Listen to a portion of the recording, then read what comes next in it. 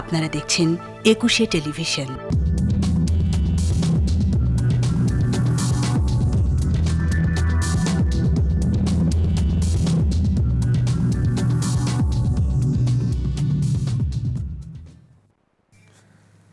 প্রিয় দর্শক, সবাইকে স্বাগত জানাচ্ছি ফেলি ২১ রাতের আজকের আলোচনায়। আপনাদের সাথে আছি আমি রাজীব জামান।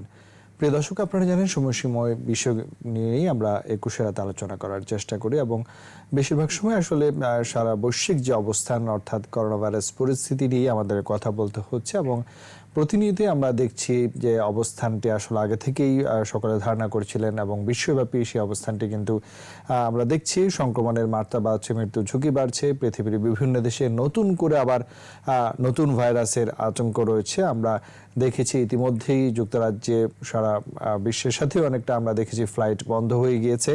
এর মধ্যে সতর্কতার জায়গাগুলো অনেক রয়েছে, যদিও আমাদের দেশের অবস্থান এখনো যে অবস্থানে রয়েছে সেটি অন্যান্য দেশের তুলনায় যদি আমরা বলি সেখানে এখনো একটি নিয়ন্ত্রণের অবস্থানে রয়েছে এবং এই যে অবস্থান তার সাথে ভ্যাকসিনের অগ্রগতি, বিভিন্ন দেশে কঠোর নির্দেশনা আসছে, লকডাউন আসছে, যদিও আমাদের দেশে এখন পর্যন্ত সেই পরিস্থিতি নেই।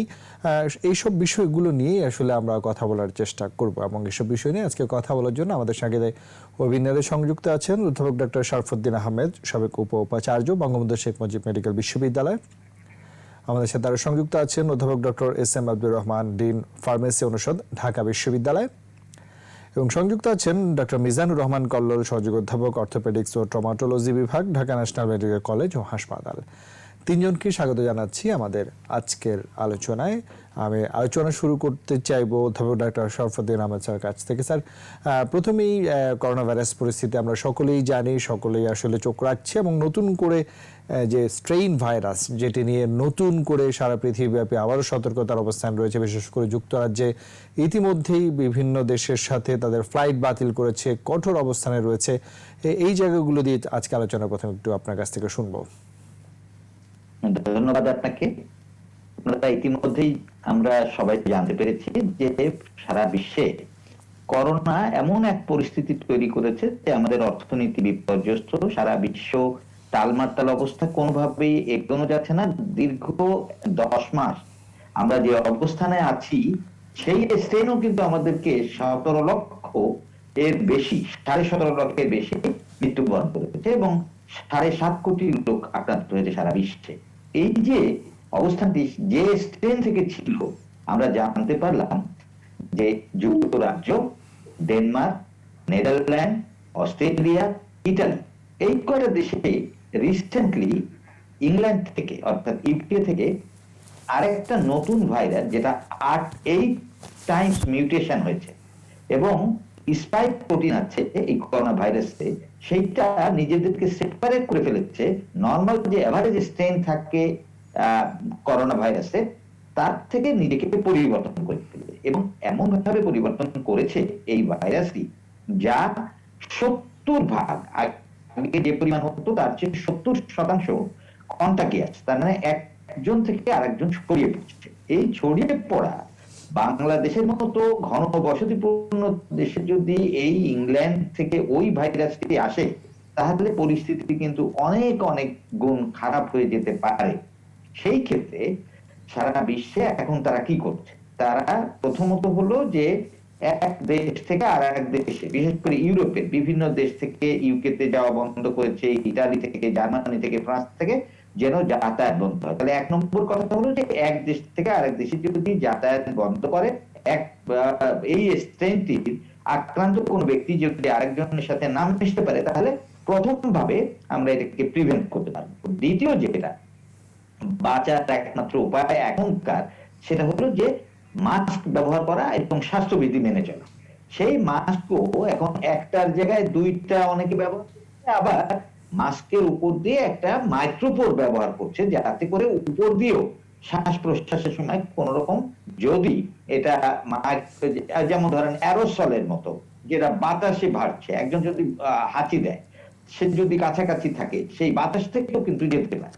সরাসরি সামনাসামনি যাবে রোগীর সাথে দেখা করাটা এবং একজনের সাথে আরেকজন যদি মিশে যায়, সেটা আমাদের চিকিৎসকরা আপনি জানেন ইতিমধ্যে প্রায় যে 113 জন চিকিৎসক মৃত্যুবরণ করেছে, 4,500 চিকিৎসক আক্রান্ত হয়েছে। এর পিছনের কারণ কিন্তু করোনা আক্রান্ত রোগীদের সান্নিধ্যে তারা গিয়েছিল এবং এছাড়া তাদের চিকিৎসা করতে গিয়ে নিজেদের জীবন বাঁচিয়ে রেখেছে। এই ক্ষেত্রে আমরা যদি মনে করি যে এই কন্টাগিয়াস যে করোনা ভাইরাস একজন থেকে আরেকজনের সহজে সংক্রমিত হয়, সেটা কিন্তু আমাদের দেশের জন্য খুব ক্ষতিকর হবে। এই জন্য স্বাস্থ্যবিধি মেনে চলা উচিত। অন্যান্য দেশেও এখনো তারা পরীক্ষা নিরীক্ষা করছে যাতে করে মর্টালিটি রেটটা সংক্রমিত হোক কিন্তু মর্টালিটি রেটটা যেন না বাড়ে, সেজন্য তারা প্রস্তুতি নিচ্ছে। আমরা এখন কি করতে পারি? প্রাথমিকভাবে বাংলাদেশের মতো জায়গায় আমরা প্রথমেই 3-4টি কাজ করতে পারি। প্রথম কাজ হলো যে বিমান ইংল্যান্ড থেকে বা অন্যান্য দেশ থেকে যাতে এখন না আসতে পারে। তার মানে কি দাঁড়াচ্ছে? আগের মতো আবার আমরা এখন যাতায়াত বন্ধ করব।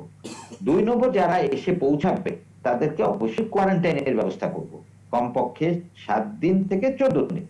তারপরে তারা যদি নেগেটিভ হয় পরীক্ষা করে তারপরে তাদেরকে তাদের জায়গায় দিতে পারবে। তৃতীয় যে কাজটি করব, স্বাস্থ্যবিধি মানার ব্যাপারে আপনি যদি গুলিস্তানে যান আর বাজারে যান, আপনি দেখতে পাবেন যে এখনো কিন্তু 30% এর বেশি লোকের মুখে মাস্ক নাই। সুতরাং এইটাকে আরো জরুরি ভিত্তিতে প্রত্যেকে যাতে মাস্ক ব্যবহার করে, সেই ক্ষেত্রে সচেতনতার পাশাপাশি জরিমানা এবং প্রয়োজনে 6 ঘন্টা একটা মাঠের মধ্যে আটকায় রাখা, এরকমও যদি করা যায় তাহলে আমরা এই করোনা ভাইরাসের নতুন স্ট্রেন থেকে আমাদের মুক্তি পাওয়ার একটা সম্ভাবনা থাকতে পারে। তৃতীয় আরেকটা বিষয় হলো যে আমরা যারা আক্রান্ত হয়েছিল তাদের করোনা ভাইরাস যে কতটুকু অ্যান্টিবডি তৈরি করেছে এমন কিছু লোকের কিন্তু পরীক্ষা করা দরকার। যদি আমরা দেখি, আমার নিজেরই আজকেই আমার একটা কলিগ, সে কিন্তু করোনা আক্রান্ত হয়েছিল, তার অ্যান্টিবডি টেস্ট করে দেখা গেল তার অ্যান্টিবডি নেগেটিভ। তার মানে করোনা আক্রান্ত হলেই যে অ্যান্টিবডি হয়ে যাবে তেমন না। এর দ্বারা কি বুঝতে পারছি আমরা যে করোনা ভ্যাকসিন আসার পরে ওই ভ্যাকসিন যে আমাদেরকে কতখানি প্রোটেকশন দেবে এটা কিন্তু আমরা এখনো জানি না। দ্বিতীয় হলো যে আরো কিছু কমপ্লিকেশন ডেভেলপ হতে পারে ভ্যাকসিন থেকে, তার জন্য আমাদের প্রস্তুতি নিতে হবে। ভ্যাকসিন তো অনেক ধরনের আছে, একটা হলো -70°C, আরেকটা হলো -20°C, আরেকটা হলো 2 থেকে 8, যেটা অ্যাস্ট্রাজেনেকা, এটা আমাদের ভারত থেকে আমরা আনবো। আর যেটা ফাইজার এবং ফাইজার বায়োএনটেক, এটা কিন্তু -70°C রাখতে হবে। আবার মডার্নাটা এটা রাখতে হবে -20°। সুতরাং এইটা কিভাবে আমরা প্রিপেয়ার করব এখনই দেখতে হবে। আর বিদেশে কিভাবে দিচ্ছে ভ্যাকসিন গুলো, তার জন্য আমাদের প্রস্তুতি রাখতে হবে। যে যারা সিনিয়র 60 ইয়ার্স অথবা ধরেন যারা আমাদের ডাক্তার স্বাস্থ্যকর্মী, তাদেরকে প্রাথমিকভাবে দিতে হবে যাতে তারা এবং তাদের পরিবারের সদস্যদেরকে রক্ষা করা যায়। এবং এই ভ্যাকসিনটি আমরা এমন ভাবে যেন ডিস্ট্রিবিউট করি যেন যারা ক্ষমতাবান তারা না নিয়ে নিতে পারে। এই জিনিসগুলো আমাদের খেয়াল রাখতে হবে, বয়স্কদের দিতে হবে। এবং আমাদের মনে হয় যে এই যে স্ট্রেনটি আসছে এটা কিন্তু আগে আমরা দেখেছি যে অ্যাবাভ 10 বা অ্যাবাভ 20 উপরে বেশি ছিল এবং 60 অ্যাবাভ তারা বেশি মৃত্যুবরণ করেছে। এখন কিন্তু যে স্ট্রেনটি এসছে এটা শিশুদেরকেও কিন্তু আক্রান্ত করার করছে। সুতরাং শিশুদের এবং অ্যাবাভ 60 যারা আছে তাদের দিকে আমাদের খেয়াল রাখতে হবে এবং ভ্যাকসিন যত তাড়াতাড়ি সম্ভব অ্যাভেলেবল করে আমরা চেষ্টা করব। যদিও আমরা এখনো জানি না যে ভ্যাকসিন আমাদেরকে রক্ষা করবে কিনা, তাহলে আপাতত স্বাস্থ্যবিধিটা মানাটা আমাদের মূল জরুরি কাজ এবং আমরা প্ল্যান করব কিভাবে আমরা আমাদের জনগণ সবাইকে 100%, আমি তো বলি অনেক সময় যে 15 দিন পর্যন্ত যদি 100% লোক আমরা মাস্ক করতাম তাহলে আমাদের দেশ থেকে অনেক অংশে করোনা ভাইরাস কিন্তু আমরা অসংক্রমিত করতে পারতো না এবং করোনা ভাইরাস আর থাকতোই না যদি 100% আমরা করতে পারতাম। আমরা পারছি না। এক্ষেত্রে সচেতনতা এবং আইন প্রয়োগ আমার মনে হয় এগুলো আমাদেরকে হেল্প করতে পারে। জি আপনাকে ধন্যবাদ। আমরা আপনার সঙ্গে আবার আলোচনায় আসবো। এবার একটু সংযুক্ত অধ্যাপক doctor SM. Abdur Rahman, dean pharmacy অনুষদ, ঢাকা বিশ্ববিদ্যালয়। জনাব রহমান, আমরা স্যারের কাছ থেকে শুনছিলাম যে এখন যে নতুন করে যে ভাইরাসের কথা শোনা যাচ্ছে সারা বিশ্বব্যাপী খুবই সতর্ক অবস্থান রয়েছে। ইতিমধ্যেই বেশ কিছু দেশ লকডাউন ঘোষণা করেছে, পুরোপুরি যাতায়াত বাতিল করা হয়েছে আন্তর্জাতিক অনেক দেশে।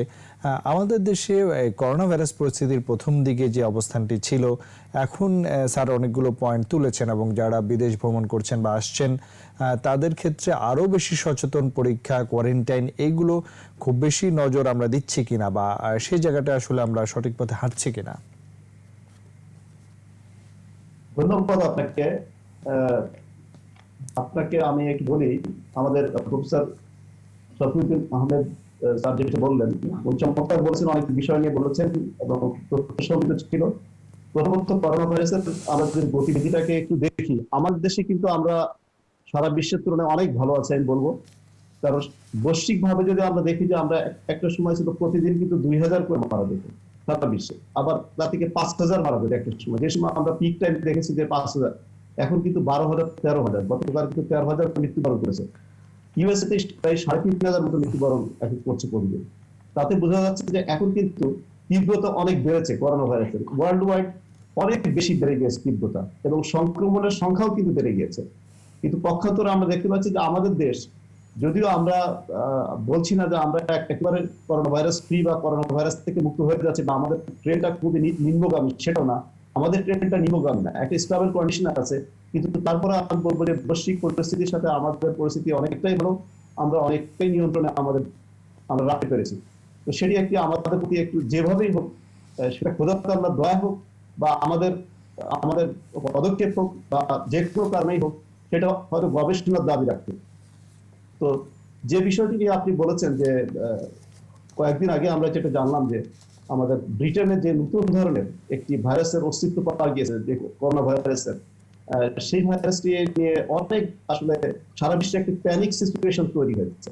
যেটা বলা হয়েছে যে 70% যেটা সংক্রমণের মাত্রা বেশি, অনেকে আবার এটাকে 70%কে 70 টাইমস মনে করেছেন, 70 গুণ মনে করেছেন। আসলে বিষয়টা কিন্তু 70 গুণ না। বিষয়টা হচ্ছে এরকম যে যদি বর্তমানে যে করোনা ভাইরাসটি আমাদের কাছে বেশি পরিচিত, সেটা যদি 100 জনকে যদি সংক্রমিত করে, এটা হয়তো 170 জনকে সংক্রমিত করার ক্ষমতা রাখে। তার অর্থ হচ্ছে যে 70% ইনক্রিজ করেছে, নট 70 টাইমস। এই জায়গাটা আমাদের লক্ষ্য রাখতে হবে। তবে আমার মনে হয় যে এখন করোনা ভাইরাসের যে তাণ্ডব চলছে, বিশেষ করে ইউরোপ, আমেরিকার দিকে, বর্তমান যে করোনা ভাইরাস যেটা নিয়ে আমরা আলোচনা করছি, সেটা নিয়ে যে আমরা হাবুডুবু খাচ্ছি, তারপরে 70% যদি ইনক্রিজ করে, সেখানে কি অবস্থা হতে পারে, এই অবস্থা বিবেচনায় এনে ইউরোপিয়ান এবং আমেরিকার বিভিন্ন কান্ট্রিগুলো কিন্তু প্রায় 40 দেশ এবং ইন্ডিয়ার সরকার 40টি দেশ কিন্তু প্লেন কমিউনিকেশন এগুলো ব্রিটেনের সঙ্গে বন্ধ করে দিয়েছে। এখন আপনি বলেছিলেন যে আমরা বন্ধ করব কি করবো না। আজকে আমরা আমাদের স্বাস্থ্য মন্ত্রণালয় এবং আমাদের যে ঘোষণা আমরা দেখেছি, সেখানে কিন্তু আমাদের এই যোগাযোগটা বন্ধ করা হচ্ছে না। এবং এটা জানা যাচ্ছে যে জানুয়ারি থেকে কিন্তু যোগাযোগ এখন 2টো করে প্লেন লন্ডনে বা ইউকেতে আসা যাওয়া করছে, সেখানে 3টা করে প্লেন আসা যাওয়া করবে। শুধুমাত্র যে পদক্ষেপটি নেওয়া হচ্ছে সেটা হচ্ছে যে যারা ইউকে থেকে আসে তাদেরকে একটু তাদের প্রতি দৃষ্টি রাখা, এক্সামিনেশন তাদেরকে একটু বাড়িতে দেওয়া, তাদেরকে হয়তো 7 দিন কোয়ারেন্টাইনে রাখা, এই বিষয়গুলো কিন্তু সরকার পদক্ষেপ নিচ্ছে। আমাদের পার্শ্ববর্তী দেশ আপনি যদি ইন্ডিয়াতে দেখেন, ইন্ডিয়াতে তারা কি করছে, তারা তো সেটা বন্ধ করেছেই, এবং যারা ইউকে থেকে এসেছে ইতিমধ্যে তাদেরকে সেখানে সঙ্গে সঙ্গে টেস্ট করে তাদেরকে আলাদা করে তাদেরকে টেস্ট করা হচ্ছে এবং তাদেরকে কোয়ারেন্টাইন বাধ্যতামূলক করে কিন্তু তাদেরকে সেভাবে ব্যবস্থা গ্রহণ করা হচ্ছে। তো সেই তুলনায় কিন্তু আমরা অনেকটা ঢিলে ঢেলা ভাবে আমার কাছে মনে হচ্ছে যে আমরা খুবই রিল্যাক্স পেতে যাচ্ছি। তো এই বিষয়ে অবশ্যই আমাদের সরকার, এবং আমি মনে করি যে সরকার অবশ্যই ব্যবস্থা বুঝে ব্যবস্থা নেবেন। সেটা আমরা যেহেতু এখন অনেকটা স্বস্তি যাচ্ছি সেভাবে হচ্ছে। তখন আমি এই বিষয়টা নিয়ে আমি মনে করি যে 70% ইনক্রিজটাকে এত বেশি ভয় পাওয়ার কোনো কারণ নেই। কারণ এখানে কিন্তু বলা হয়েছে যে এই 70% সংক্রমণের মাত্রা বেড়েছে, কিন্তু এর কারণে কিন্তু করোনা ভাইরাসের তীব্রতা বেড়েছে এটা কিন্তু বলা হয়, সিভিয়ারিটি কিন্তু ইনক্রিজ করে। এটার কারণে মৃত্যু বেশি ঘটছে বা এটার কারণে বেশি হয়তো ভিরুলেন্স বেড়ে যাচ্ছে, এই ধরনের কিন্তু কোনো তথ্য এখন পর্যন্ত নাই। সেটা এখনো গবেষণার বিষয় আমি মনে করি। তবে একটি বিষয় যেটা আমাদের প্রফেসর শফিউদ্দিন বলছেন যে চিলড্রেন, বাচ্চাদের ক্ষেত্রে এই করোনা ভাইরাস কিন্তু কন্টেজিয়াসিটি বেশি, সংক্রমণের মাত্রাটা বেশি। সেখানে বাচ্চাদের আমরা এতদিন জানতাম যে বাচ্চারা কম সেন্সিটিভ, কিন্তু এখন বাচ্চারা কিন্তু সেন্সিটিভিটি বেড়ে যাচ্ছে। তো সেক্ষেত্রে সবার এটা একটা বড় ধরনের একটা ভীতির কারণ হতে পারে বাচ্চাদেরকে, বিশেষ করে আমরা যেখানে চাচ্ছি যে আমাদের স্কুল খোলার জন্য সামনে আর কতদিন স্কুল বন্ধ থাকবে, এরকম পরিস্থিতিতে যদি এরকম একটা থ্রেট আসে যে বাচ্চাদের সংক্রমণের মাত্রা এই ভাইরাসের কারণে বেড়ে যেতে পারে, তাহলে অবশ্যই আমরা আমাদের জন্য একটা বড় ধরনের অস্বস্তির কারণ হয়ে থাকতে পারে। আরেকটা বিষয় হচ্ছে যে এই করোনা ভাইরাসটা দেখা গিয়েছে যে এটা 17টি মিউটেশন হয়েছে। স্পাইক প্রোটিনের যে মিউটেশনটা হয়েছে এখানে, এর কারণে করোনা ভাইরাসের শেপের একটু পরিবর্তন হচ্ছে। এখানে বিজ্ঞানীরা ব্যাখ্যা করেছে যে শেপ পরিবর্তন হওয়ার কারণে এটা রিসেপ্টর বাইন্ডিং এবং সেলুলার এন্ট্রিটা অনেক বেড়ে যাচ্ছে, যার কারণে কিন্তু এই সংক্রমণের মাত্রাটা বেড়ে যাচ্ছে। কিন্তু একটি বিষয় এখানে বলা হয়েছে যে আমরা যদি ভ্যাকসিনের বিষয়টিতে আসি, যে ভ্যাকসিনগুলো এখন ইমার্জেন্সি ইউজ অথরাইজেশন পেয়েছে, তারা দাবি করছে যে তাদের ভ্যাকসিনগুলো এর এগেইনস্টে কার্যকরী হবে। তাদের দাবিটা এরকম যে এই ভাইরাসের মিউটেশন হওয়ার পরেও যে স্পাইক প্রোটিনের যে অবস্থা আছে সেটা আগের ভাইরাসের থেকে 99% সাদৃশ্য আছে, সিমিলারিটি আছে। তার অর্থ হচ্ছে যে একটি ভ্যাকসিন যখন তৈরি করা হয়, ভ্যাকসিন কিন্তু স্পাইক প্রোটিনের বিভিন্ন জায়গাকে টার্গেট করা হয়, শুধু একটি জায়গাকে টার্গেট করা হয় না। সুতরাং একটি জায়গা যদি পরিবর্তন হয় তাহলে অন্য জায়গাগুলো কিন্তু কাজ করবে। সেভাবে এই ভ্যাকসিন কাজ করবে বলে তারা মনে করছে। বিশেষ করে ফাইজার বায়োটেক থেকে ঘোষণা দেওয়া হয়েছে যে তাদের ভ্যাকসিনটি কার্যকরী হবে, যদিও তারা এই বিষয়ে 2 সপ্তাহ আরো গবেষণা করে আরো তাদের তথ্য তারা দিবে। তো আমি মনে করি যে ভাইরাসটি নতুন এসেছে, অবশ্যই আমরা এখন যে ভাইরাসটি আছে সেটা নিয়ে আমরা বেশ অস্বস্তিতে আছি। তারপর নতুন করে ইনফরমেশন, নতুন করে যদি আরো কোনো কিছু বিষয় আসে যেটা আমাদের জন্য আরো বেশি ভয়ঙ্কর কিছু বা ক্ষতিকর কিছু আসে, তাহলে তো সবার জন্য সেটা প্যানিক সিচুয়েশন হয় এবং সেই অবস্থাটি তৈরি হয়েছে। তবে সবাইকে আমি মনে করি যে প্যানিক না হয়ে এক্ষেত্রে সতর্ক অবস্থা গ্রহণ করতে হবে। রাষ্ট্রীয়ভাবে সতর্ক অবস্থা, আমাদের ব্যক্তিগতভাবে সতর্ক অবস্থা, আমাদের ওয়ার্ল্ড হেলথ অর্গানাইজেশনের যে নির্দেশমালা আছে, যে স্বাস্থ্যবিধি মানার জন্য যে ধরনের নীতিমালা আমাদেরকে দেওয়া হয়েছে, এবং ব্যক্তিগতভাবে আমাদেরকে এটা অবশ্যই মেনে চলা। আর একটি বিষয় হচ্ছে যে আমরা অনেকদিন 1 বছর অতিবাহিত করেছি করোনা ভাইরাসের বিষয়টা নিয়ে, সেখানে অনেক কিছু কিন্তু আমরা জানতে পেরেছি। আমরা যখন বাংলাদেশে প্রথম লকডাউন হয় এবং আমরা একটা ভীতির ভিতরে প্রচন্ড একটা ভীতির সঞ্চার হয়েছিল সারা দেশব্যাপী, কিন্তু এখন কিন্তু আমরা দেখতে পাচ্ছি যে জনগণের ভিতর সেই ভীতি নাই। আমি বলবো না যে এই ভীতি না থাকাটা খুবই ভালো, তবে আমরা কিন্তু এখন অফিস আদালতে যাচ্ছি, আমরা মাস্ক পরছি এবং দূরত্ব মেনটেন করে আমরা কিন্তু আমাদের নিজেদেরকে ভ্যাকসিনের মতো কাজ করছে, সেটা আমি নিজেদেরকে রক্ষা করতে পারছি। আমি মনে করি যে আমাদেরকে অবশ্যই সতর্কভাবে চলতে হবে এবং আমাদের স্বাস্থ্য ব্যবস্থার প্রস্তুতি, আপনি যেটা বললেন যে অবশ্যই আমাদের প্রস্তুতি নিয়ে রাখতে হবে। আমাদের হসপিটালগুলোকে যদি এই ধরনের সংক্রমণের মাত্রা বেড়ে যাওয়ার সম্ভাবনা থাকে, সেক্ষেত্রে কি ধরনের ব্যবস্থা নেওয়া দরকার, একটা আগাম প্রস্তুতি আমাদের অবশ্যই স্বাস্থ্য মন্ত্রণালয় এবং আমাদের স্বাস্থ্য অধিদপ্তরের অবশ্যই রাখতে হবে। জি, ধন্যবাদ জনাব রহমান। আমরা এবার একটু সংযুক্ত ডক্টর মিজানুর রহমান কল্লোল, সহযোগী অধ্যাপক অর্থোপেডিক্স ও ট্রমাটোলজি বিভাগ, ঢাকা ন্যাশনাল মেডিকেল কলেজ ও হাসপাতাল। ডক্টর কল্লোল, আপনি শুনছিলেন শরফুদ্দিন স্যার বলেছেন, রহমান স্যারও বলেছেন, এবং এই যে চিকিৎসা সেবার বর্তমান অবস্থা এবং সংক্রমণের মাত্রা যেভাবে বাড়ছে, সেখানে প্রথমে একটু আপনার কাছ থেকে জানতে চাইব যে সার্বিক চিকিৎসা সেবার জায়গাটি এখন কেমন রয়েছে, বা করোনা রোগীর চাপ আসলে আদৌ বাড়ছে কিনা? ধন্যবাদ আপনাকে। আসলে সারা বিশ্বে এখন যে নতুন স্ট্রেনটা যে হইচই ফেলে দিয়েছে, যে এটা নাম আসলে যে নতুন স্ট্রেনটাকে আমরা বলছি B.1.1.7, যেটা যুক্তরাজ্য থেকে আসছে এবং এর মধ্যে অটোমেটিক 5টা দেশে ছড়িয়ে পড়েছে। তো এর আগে আপনার প্রশ্নটা আগে আমি একটু সংযুক্ত করি, সেটা হলো এই যে নতুন স্ট্রেনটা, এটার আসলে সংক্রমণের ক্ষমতা আমরা জানি যে 70% বেশি। সেই হিসাবে অনেকের ভিতরে এটা উদ্বেগ লক্ষ্য করা যাচ্ছে, সারা বিশ্বব্যাপী উদ্বেগ করা যাচ্ছে। আর এটা ঠিক যে করোনা ভাইরাস এই যে রূপ যে বদলাচ্ছে, আসলে প্রতিটা ভাইরাস নিজেকে টিকিয়ে রাখার জন্য এবং নিজের অস্তিত্বকে আরো প্রকট করার জন্য অনেক সময় এই পরিবর্তনটা করে থাকে। সবসময় যে সেটা ভয়ঙ্কর হয়ে ওঠে তা না, যে এই পরিবর্তনের ফলে যে অনেক সময় করে কি যে তারা অনেক সময় দুর্বল হয়ে যায়, আর অনেক সময় শক্তিশালী হয়। তো এটা আসলে এখনো বলা মুশকিল যেটা আসলে শক্তিশালী হচ্ছে নাকি দুর্বল হচ্ছে। তবে এটা আমরা লক্ষ্য করছি যে এই নতুন হারে যে সংক্রমণের হার কিন্তু বেড়ে যাচ্ছে। এবং আমাদের বাংলাদেশেও আপনার যদি দেখছেন, বাংলাদেশে এখনো স্ট্রেন হয়তো আসে নাই, আমরা বলতে পারবো না যে আসছে কি আসে নাই, কিন্তু আমরা আমাদের জন্য একটা আশঙ্কাজনক যে প্রথমে যখন আপনার এই যে করোনা ভাইরাসে সেটা বিশ্ব যখন আক্রান্ত হয়েছিল, আমরা বাংলাদেশ কিন্তু তখন প্রতিহত করতে পারি নাই। যে আমাদের বাংলাদেশের যে লোকগুলো আসছিলেন তারা কিন্তু এটা বহন করে নিয়ে আসছিলেন। আমরা বিমানবন্দরে বন্দরে আমরা কিন্তু সেটাকে আমরা ইচ্ছে করলে তখন প্রতিহত করতে পারতাম, কিন্তু আমরা এটা পারিনি। কিন্তু বর্তমানে যদি ইংল্যান্ডে, যেহেতু এটা ইংল্যান্ডে যুক্তরাজ্যে এই নতুন স্ট্রেনটি দেখা গেছে B.1.17, হ্যাঁ, যে নতুন স্ট্রেনটার নাম, যে সেটা যদি ওই বহন করতে আসে বাংলাদেশেও কিন্তু এটা ঢুকে পড়বে। এবং আমাদের স্বাস্থ্যমন্ত্রী বলেছেন যে মানে এই ব্যাপারে বলেছেন যে যারা নেগেটিভ নিয়ে আসছেন, হ্যাঁ, যে তাদেরকে মানে যারা নেগেটিভ ছাড়া আসছেন তাদেরকে কোয়ারেন্টাইনে রাখবেন। তা আমার যেটা মনে হচ্ছে যে সারা বিশ্বের অনেক দেশ যেহেতু যুক্তরাজ্যের থেকে একটা বিচ্ছিন্ন করে দিচ্ছে, যুক্তরাজ্য থেকে আনা নেওয়া এবং ওই যে আপনার যে বিমান, যে তারা একটা বিচ্ছিন্ন করে দিচ্ছে, তা আমাদের বাংলাদেশেও উচিত হবে যে আসলে যাত্রী না এনে এবং আবার কাউকে না নিয়ে একদম টোটালি বিচ্ছিন্ন করে রাখা নাই, তো আমরা আর একটা বিপর্যয়ের মুখে কিন্তু পড়বো। এখনই যদি আমরা সতর্ক না হই, এবং আপনি লক্ষ্য করবেন যে প্রতিদিন যে এই যে আক্রান্তের হার যেমন বাড়ছে, বাংলাদেশে মৃত্যুর হার গতকাল কম ছিল কিন্তু আজকে কিন্তু আবার বেড়ে গেছে। হ্যাঁ, সুতরাং এটা আমরা একটা ঝুঁকির মধ্যে আছি।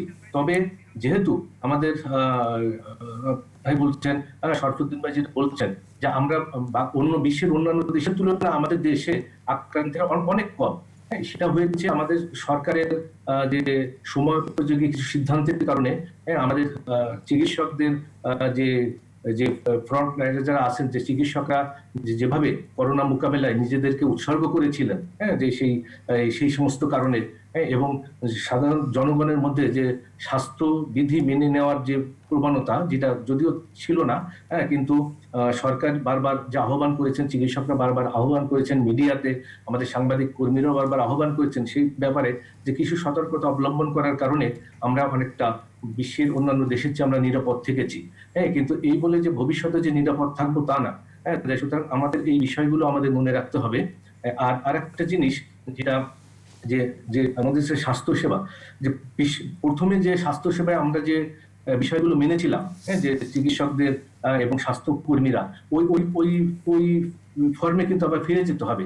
মানুষের ভিতর আমাদের রহমান ভাই বলেছেন যে মানুষের ভিতর যে সাহস বেড়ে গেছে, এবং আগে যে প্রথমে যে ভয়টা ছিল সেই ভয়টা এখন নাই, এবং অনেকে স্বচ্ছন্দে চলাফেরা করছেন। তা আসলে ওই ধরনের অবস্থা থেকে আমাদের আসলে সেই পূর্ব অবস্থায় ফিরে যেতে হবে, সেই সতর্কতামূলক, যে তাহলে কিন্তু আমরা এই যে পরবর্তীতে যে আমরা যে আশঙ্কা করছি, যে আমাদের যে নতুন স্ট্রেনের ব্যাপারে আমরা যে ভীত হচ্ছি, এবং সারা বিশ্বে যে সেকেন্ড ঢেউ চলছে, এবং আমাদের বাংলাদেশে এখন আমরা জানি না যেটা আমাদের সেই সেকেন্ড ঢেউ আমরা এসেছি না, প্রাথমিক পর্যায়ে আমাদের এখন চলছে। কারণ আমরা এখন মানে এই নিয়ে একটু আমাদের দ্বিধান্বিত, কারণ যে সেকেন্ড ফেজের যে কিছু বৈশিষ্ট্য আছে, যে একটা পর্যায়ে একদম কমিয়ে তারপর আবার শুরু হয়, কিন্তু আমাদের আসলে ওই পর্যায়ে কিন্তু আসলে যায় নাই। সুতরাং আমরা একটা দোদুল্যমান অবস্থার মধ্যে আছি। আমাদের এই স্বাস্থ্যবিধি মেনে চলে আমাদের আসলে আমাদের ব্যবস্থা নিতে হবে। যেমন যে টিকার ব্যাপারে যেটা বলা হয়, যে আসলে টিকা কবে আসবে, কিভাবে আসবে, শরফুদ্দিন ভাই সুন্দর ব্যাখ্যা করেছেন যে কিছু টিকা যে -70% যে রাখা হয়, আবার কিছু টিকা নর্মাল যে তাপমাত্রায়। তা আমাদের যে টিকা রাখার যেটা ব্যবস্থা, যেটা আপনার যে অক্সফোর্ডের যে টিকাটা, অ্যাস্ট্রাজেনেকা টিকাটা, সেটা সাধারণ স্বাভাবিক তাপমাত্রায় আসলে রাখলে সেটা হবে। কিন্তু আর একটা টিকা যে -70°, সেটা আমাদের পক্ষে তো আসলে সম্ভব না। আর টিকা সবার পক্ষে যে আমাদের যে সবাইকে তো আসলে প্রাথমিক পর্যায়ে দেওয়া সম্ভব না। সুতরাং সাধারণ যে স্বাস্থ্যবিধি আছে, যে মাস্কের ব্যবহার, যেটা আমি বিভিন্ন মিডিয়াতে বলেছিলাম, যে একসময় বলেছিলাম যে মাস্ক যারা ব্যবহার করছে না আইন প্রয়োগের মাধ্যমে তাদেরকে বাধ্য করা হোক। আমরা ইতিমধ্যে আমরা লক্ষ্য করেছি যে সরকার কিন্তু সেই দিকে এগিয়ে গিয়েছে। আপনার পুরান ঢাকায় একসময় 90% লোকই আপনার এই মাস্ক ব্যবহার আসলে করতো না, আর এখন প্রায় 30% লোক কিন্তু মাস্ক ব্যবহার করে না। এবং গণপরিবহনের অবস্থা তো খুব ভয়াবহ। আপনি যখন ট্রেনে চড়বেন, দেখবেন যে ট্রেনে যে সরকার নিয়ম করে দিয়েছিলেন, যে প্রথম নিয়ম করতেছিলেন যে এক সিট পর একজন বসবে, কিন্তু এখন আবার প্রতিটা সিটে বসছেন, কিন্তু সেখানে অতিরিক্ত কোনো স্ট্যান্ডিং দেওয়ার নিয়ম নাই।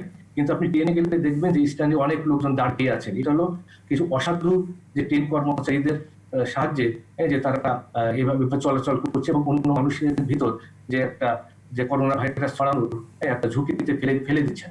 তা আমাদের গণপরিবহন গুলো যদি ওইভাবে আমরা নিয়ন্ত্রণ করতে পারি যে, এবং মাস্ক পরিধান নিয়ন্ত্রণ করতে, মাস্ক পরিধানকে আমরা উৎসাহিত করতে পারি এবং বাধ্য করতে পারি, তাহলে আমার যেটা মনে হয় যে আমরা অনেকটা মোকাবেলা করতে পারবো। এবং বর্তমান পরিস্থিতি নিয়ে সারা বিশ্ব উদ্বিগ্ন এবং বিজ্ঞানীরাও কিন্তু উদ্বিগ্ন। ডক্টর কল্লোল, আপনাকে অনেক ধন্যবাদ। আমরা একটা ছোট্ট বিরতি নিতে চাই, তারপর আবার আপনাদের সঙ্গে আলোচনায় ফিরে আসবো। প্রিয় দর্শক, নিচ্ছে একটা বিরতি, আমাদের সঙ্গেই থাকুন।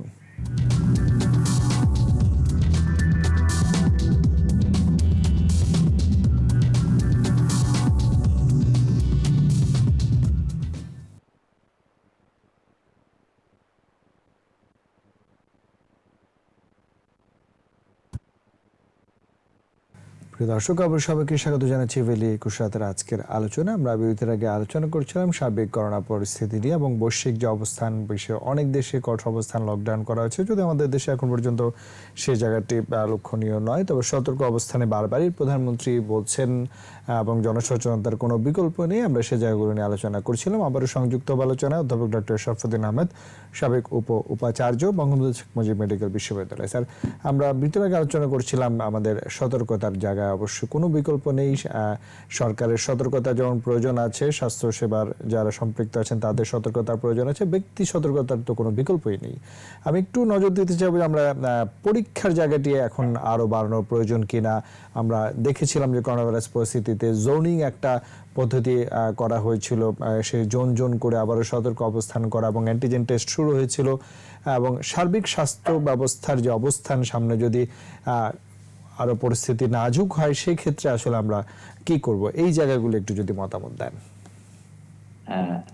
একটু আগে আমরা আলোচনার মধ্যে একটা জিনিস উঠে এসেছে যে বাংলাদেশে মৃত্যু হার কম, সংক্রমণের হার কম অন্যান্য দেশের তুলনায়।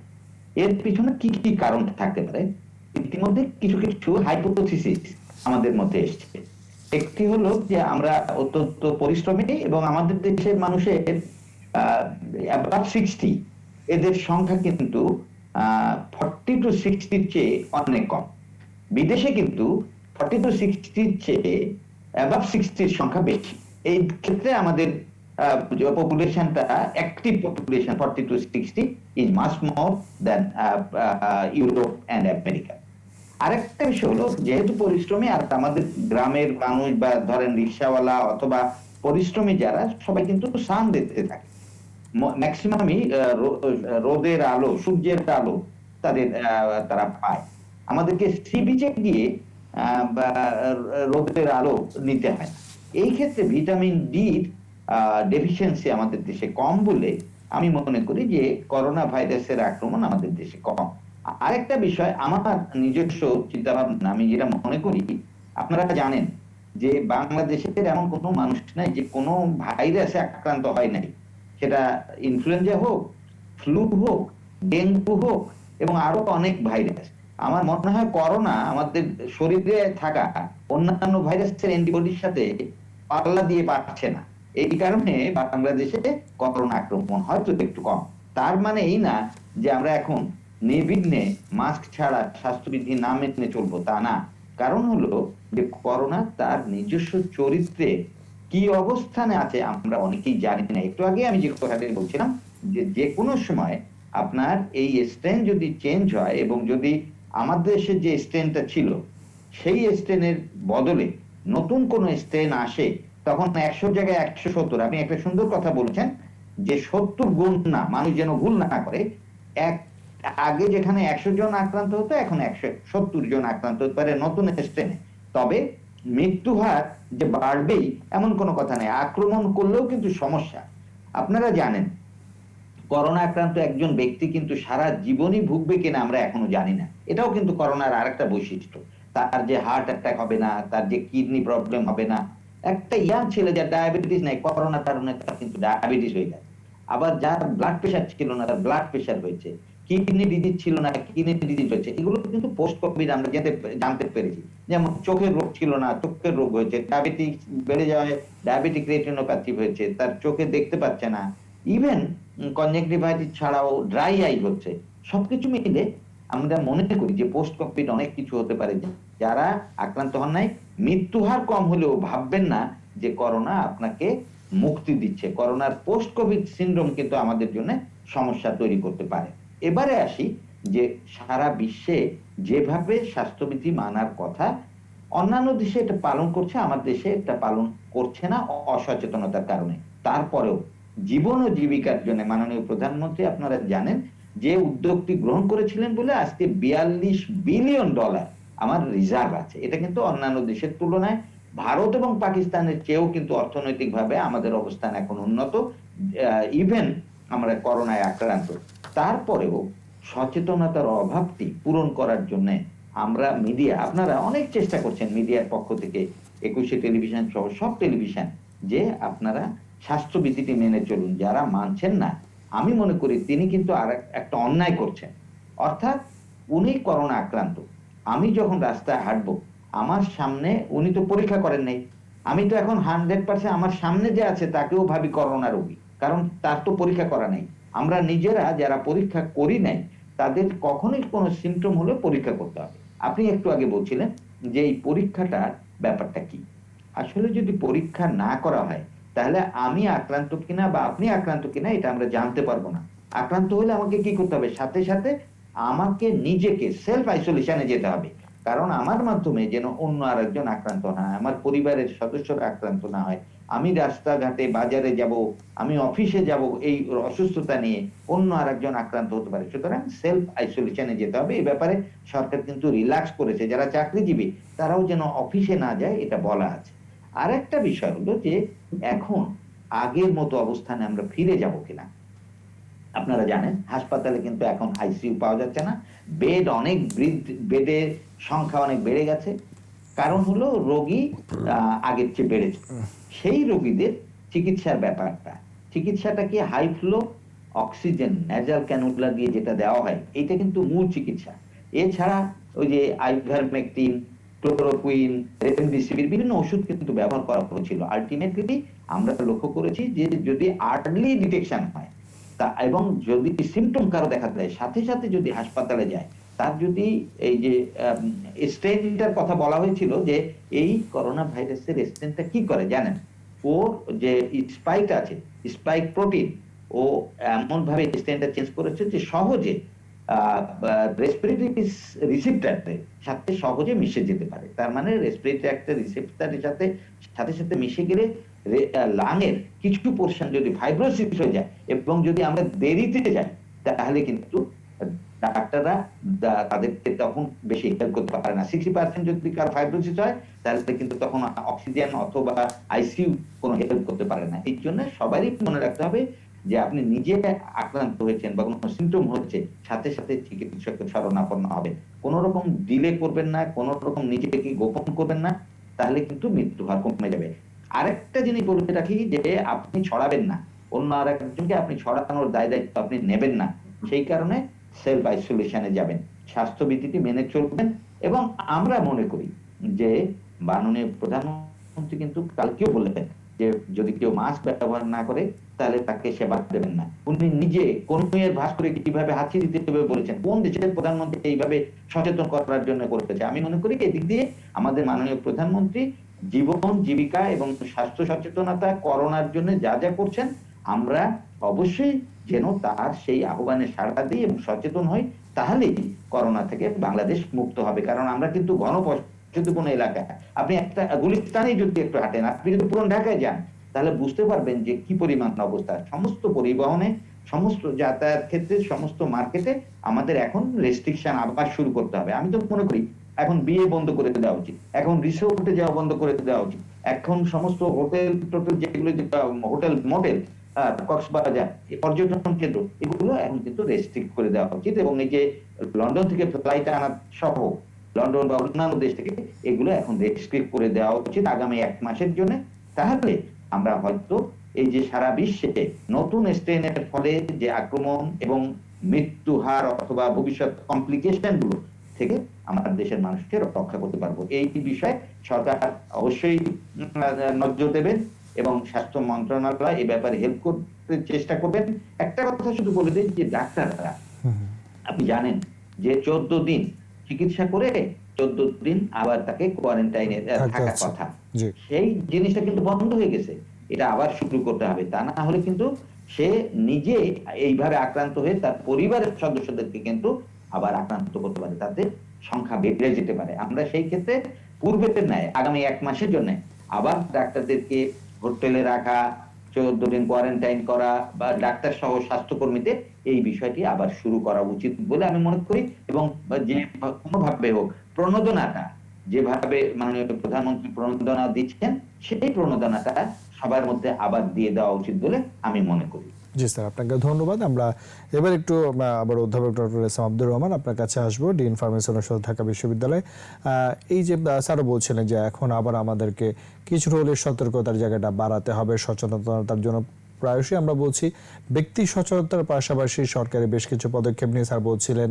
এবং এই যে বিনোদন কেন্দ্র এখন অনেক বেশি মানুষের মধ্যে একেবারেই ঘুরে বেড়ানোর জায়গাটি বেড়ে যাচ্ছে, সেটিতে রেস্ট্রিকশন আনার কথা উনি বলছিলেন। এবং চিকিৎসকদের আরও বেশি সুরক্ষার জায়গা তৈরি হওয়া, সার্বিক স্বাস্থ্য ব্যবস্থার জায়গা, ভ্যাকসিন নিয়ে সেই জায়গাগুলো শেষ দিকে চলেছে আলোচনা। আপনার যাওয়ার আগে আপনার মতামত বা প্রত্যাশার জায়গাটি শুনবো। জি, আপনাকে ধন্যবাদ।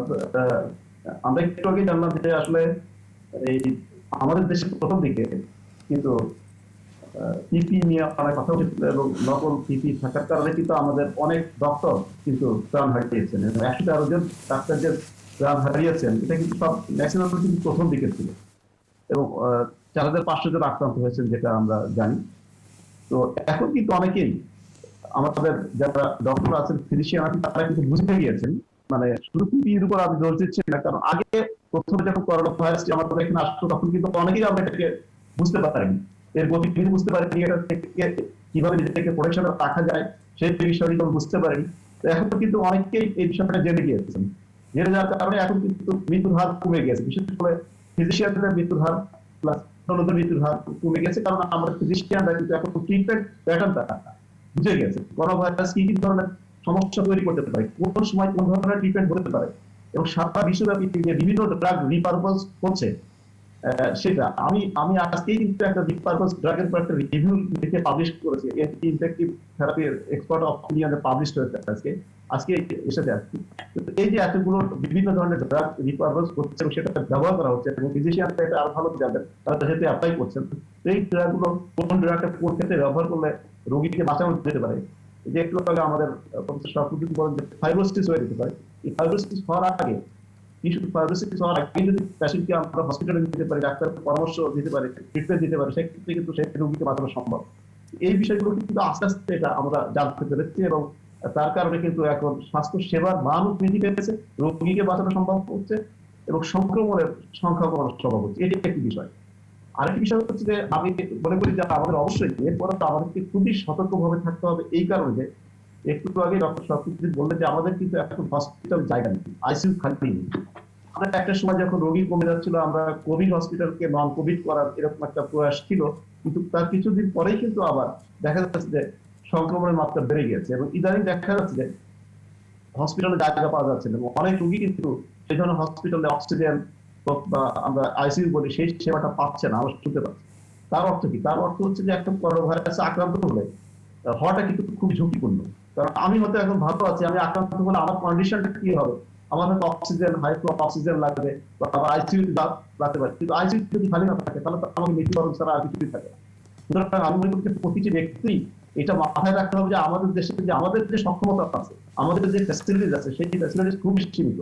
তার ভিতরে যে ব্রিটেনের যে করোনা ভাইরাসটি সংক্রমণের মাত্রা যেটা বেশি, সেটা যদি আমাদের এখানে আসে এবং না আসার কোনো কারণ নাই, আমি দেখছি যে আমাদের এখানে প্লেন ফিল্ড বন্ধ হচ্ছে না, কৃষি বন্ধ হচ্ছে না, এটা অবশ্যই আসবে, এটা সংক্রমণের মাত্রা যেহেতু বেশি, এটা আমরা অবশ্যই এটা আমাদের এখানে আসবে এবং সেটা থেকে আমাদেরকে পরিত্রাণ পাওয়ার জন্য অবশ্যই আমাদের সেই ব্যবস্থাপনা সতর্ক আমাদের অবশ্যই।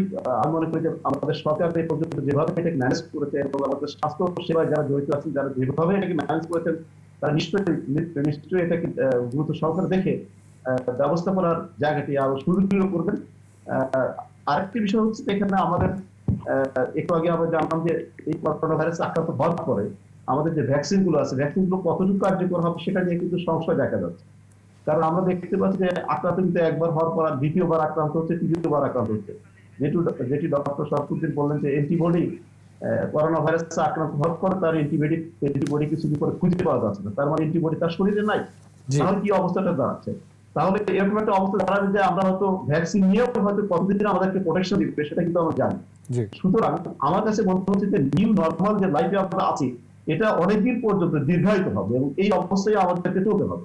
এর ভিতরে কি কাজ করতে হবে, আমাদেরকে নিজেদেরকে মানে সেফ রাখতে হবে এবং কাজ করে যেতে হবে এবং স্বাস্থ্যবিধি মেনটেন করতে হবে এবং নতুন নতুন যে ইনফরমেশন গুলো আসছে সেই ইনফরমেশনের ভিত্তিতে আমাদেরকে অবশ্যই পরিচালনা করতে হবে।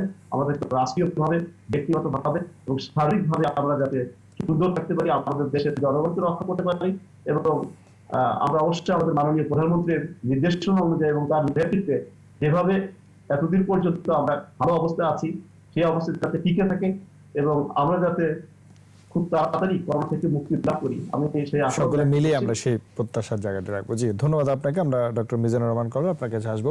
শেষ দিকে চলে এসেছে আলোচনা এবং ঘুরে ফিরে যে জায়গাটি দিয়ে আলোচনা শেষ করব যে সচেতনতার কোনো বিকল্প নেই। সেটি মাস্ক হতে পারে, সেটি আমাদের দূরত্ব বজায় রাখতে হবে, স্বাস্থ্যবিধি মেনে চলতে হবে, যতই ভ্যাকসিন আসুক না আসুক, এবং এই জায়গাটার কোনো বিকল্প নেই। সেই সাথে স্বাস্থ্যবিধি মেনে আমরা যেন চলতে পারি এবং একটু আগে আলোচনা আসছিল যে সামনের পরিস্থিতি এখন ভালো আছে, খারাপ হলে আমরা কি করব, কতটুকু প্রস্তুতি আছে এবং চিকিৎসা সেবা যারা সম্পৃক্ত আছেন তারাও যেন আরো সতর্ক হন, সেই জায়গাগুলোর প্রত্যাশা দিয়ে যদি শেষ করেন।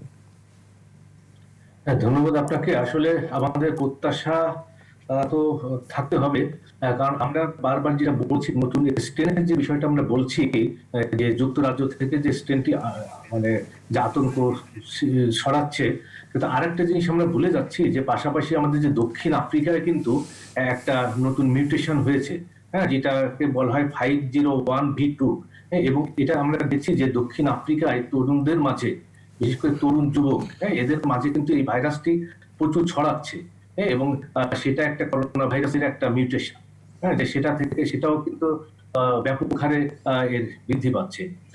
আর যেটা আমরা বলছেন, শরফুদ্দিন ভাই বললেন, রহমান বাবু বললেন, যেটা অ্যান্টিবডির যে বিষয়টা, হ্যাঁ, যে অ্যান্টিবডিটা আসলে কি, যে অ্যান্টিবডিটা তো আসলে যে কোনো ভাইরাসের সঙ্গে লড়াই করার জন্য একটা প্রোটিন, তাই না? কিন্তু এটা যে এটা একদম সুরক্ষা দেয় তা কিন্তু না। হ্যাঁ, আমাদের আসলে আমরা আক্রান্ত হচ্ছে কিনা, হ্যাঁ, যে সেটা আমাদের চিহ্নিত করা যায় অ্যান্টিবডি দিয়ে, কিন্তু আসলে ভবিষ্যতে কতটুকু সুরক্ষা দেবে অ্যান্টিবডি, হ্যাঁ, সেটা আসলে নিশ্চিত বলা যায় না।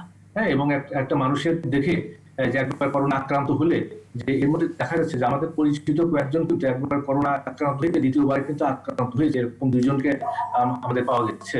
হ্যাঁ, সুতরাং আমাদের এই ব্যাপারে যে আমাদের সচেতনতাই যে জরুরি, এবং যে চিকিৎসকরা আপনারা জানেন যে প্রথম দিকে যারা আক্রান্ত হন নাই, বর্তমানে কিন্তু অনেক চিকিৎসক আক্রান্ত হচ্ছেন। এর মধ্যে আমাদের যিনি আছেন এবিএম আব্দুল্লাহ স্যার, যে আমাদের কিংবদন্তি যে চিকিৎসক, যে যিনি যে ব্যাপক হারে যিনি চিকিৎসা সেবা দিয়ে গেছেন, যে এর মাঝে, তিনি এবং প্রধানমন্ত্রী যিনি যে উপদেষ্টা চিকিৎসা বিষয়ক ব্যক্তিগত চিকিৎসক, তিনিও কিন্তু আক্রান্ত হয়েছেন। আমাদের যে অর্থোপেডিক্সে যে আলী আমজাদ স্যার, তিনি তার অবস্থা এখন খারাপের দিকে, যদিও আব্দুল্লাহ স্যার ভালো আছেন, কিন্তু আমজাদ স্যারের অবস্থা কিন্তু অত ভালো না।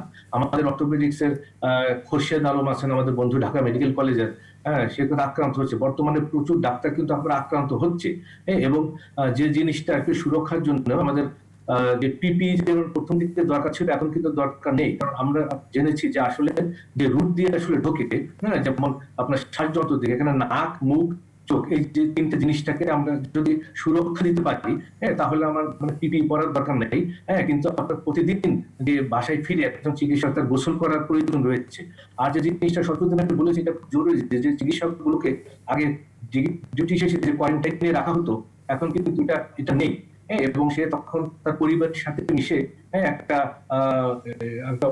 তৈরি করছে, একটা ঝুঁকিপূর্ণ অবস্থা তৈরি করছে। তা আমাদের আবার আসলে যদিও করোনা নিয়ে সবার ভিতর এখন একটা সাহস চলে এসেছে, কিন্তু সতর্কতা থেকে কিন্তু সরে গেলে হবে না। এই সতর্কতা আমাদের আসলে অবলম্বন করতে হবে, এবং সেটার জন্যই জরুরি এই যে স্বাস্থ্যবিধি মেনে চলা, যে আমরা বারবার হাত ধোয়ার কথা বলি, এবং মাস্ক, এবং এই যে গগলস পরার কথা আমরা বলি, এটা কিন্তু মাস্ক আপনার পরতে হবে। যে মাস্কটার ক্ষেত্রে আমরা যেটা সবসময় যে বলি যে আমি নিজে কিন্তু 3টা মাস্ক পরি, বিশেষ করে যখন আমি চেম্বার করি, কারণ অনেকে একটা মাস্ক পরলেই হাঁপিয়ে যান এবং দুটো মাস্ক অনেকের ক্ষেত্রেও পারেন না, কিন্তু এটা অভ্যাস হয়ে যায়। আমি প্রথম দিকে একটা মাস্ক আমারই অস্বস্তি লাগতো, এরপর আমি দুটো মাস্ক পরা ধরি। হ্যাঁ, এখন দেখা যাচ্ছে যে রোগীরা যেভাবে আসে চেম্বারে, হ্যাঁ, যে খুব তারা আসলে সচেতন ভাবে আসে না। হ্যাঁ, সেখান থেকে আমাদের চিকিৎসকদেরও হওয়ার সম্ভাবনা বেশি, আক্রান্ত হওয়ার, এবং বেশিরভাগই তাই হয়েছে। দেখা যাচ্ছে যে রোগী দেখতে যে আক্রান্ত হচ্ছে এবং অপারেশন করতে যে আক্রান্ত হচ্ছে আমাদের চিকিৎসকরা। হ্যাঁ, সুতরাং আপনার মাস্ক এটা একদম মানে আপনার পরিধান করতেই হবে, ম্যান্ডেটরি। ম্যান্ডেটরি। তাই এইভাবে আমরা যদি স্বাস্থ্য সুরক্ষা মেনে চলি, হ্যাঁ, তাহলে আমার যেটা মনে হয় যে আমরা এটা মোকাবেলা করতে পারবো।